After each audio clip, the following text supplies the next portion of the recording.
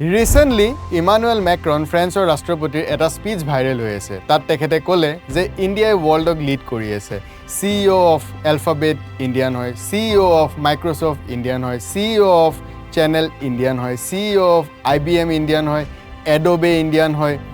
বাট কথাটো হ'ল যে আমি প্ৰাউড কৰিব পাৰোঁ জানো? most of the companies আমি যিমানকেইটা কোম্পানিজৰ কথা ক'লোঁ এই কোম্পানিজবিলাক চব foreign companies, mostly US dominating হয়। এতিয়া আমাৰ যোনটো কালচাৰ, আমি যেতিয়া ইয়াত অপৰচুনিটিজ নাপাওঁ, সেইকাৰণে কি কৰে আমাৰ ইয়াৰ পৰা টেলেণ্টছখিনি ওলাই গুচি যায়, যোনটোকে আমি ব্ৰেইন ড্ৰেইন হোৱা বুলি কওঁ। বাট আমি প্ৰাউড কৰিবলৈ যোনটো আমি বিচাৰোঁ, যেতিয়া আমাৰ টপ 10 কোম্পানিজ এটলিষ্ট তাৰে যদি আমাৰ 50% ইণ্ডিয়ান হয়, ইটছ লাইক ইণ্ডিয়াৰ গুগল, ইণ্ডিয়াৰ ইউটিউব, ইণ্ডিয়াৰ এপল, ইণ্ডিয়াৰ IBM, ইণ্ডিয়াৰ এডোবে, বাট এতিয়ালৈকে আমি সেইটো ছাকচেছফুল হোৱা নাই। গতিকে এইটোত আপোনালোকে কি ভাবে, আমি প্ৰাউড কৰিব লাগে নে নালাগে?